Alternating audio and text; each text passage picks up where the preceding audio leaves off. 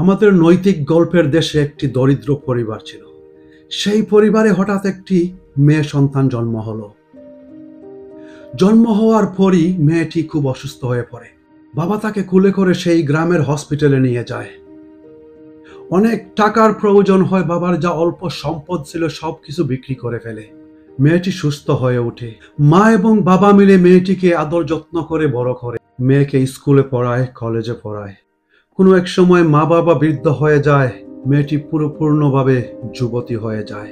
মা বাবা ভালোভাবে দেখে একটি পরিবারের সাথে মেয়েটিকে বিয়ে দিয়ে দেয়। সেই বিয়ের খরচ গটাতে গিয়ে বাবা তার বাড়িঘর যাই আছে সবকিছু বন্ধক রেখে ফেলে। তাদের সামর্থ্য অনুযায়ী বিয়ে হয়। বিয়ের কিছুদিন পর ইসলাম ধর্মের রমাদান মাস আসে। প্রথম রোজা থেকে সেই মেয়েটির উপর অত্যাচার শুরু হয়। শব্দের অত্যাচার, ব্যবহারের অত্যাচার। তোমার মা বাবা আমাদেরকে ইফতারি দিতে হবে। প্রতিদিন সবাই হাসি মুখে আল্লাহর নাম নিয়ে ইফতার করে, কিন্তু সেই পরিবারের লোকেরা সেই মেয়েটাকে যত সব শুনিয়ে তারপরে ইফতার করে। এইভাবে কয়েক রোজা যাওয়ার পর মেয়েটি জানে তার বাবার আর্থিক অবস্থা কেমন। সে মুখ ফুটে কিছু বলতে পারে না, কিন্তু তার উপর সেই শব্দের অত্যাচার বন্ধ হচ্ছে না।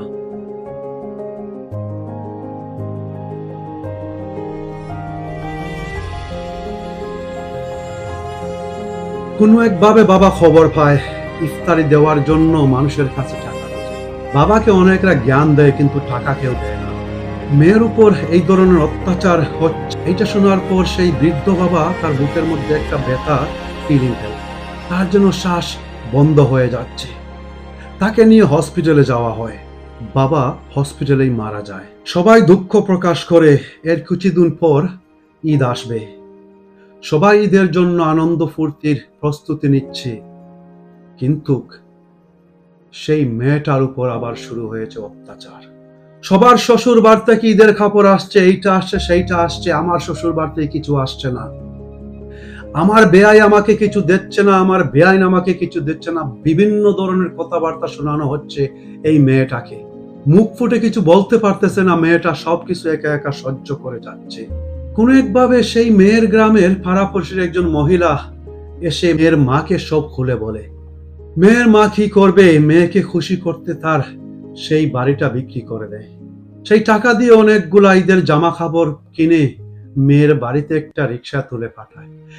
এইদিকে সেই রিক্সা ড্রাইভার কাপড়গুলা নিয়ে মেয়ের বাড়িতে যাচ্ছে, অন্যদিকে মা পৃথিবী থেকে চিরবিদায় নিয়ে নেয়।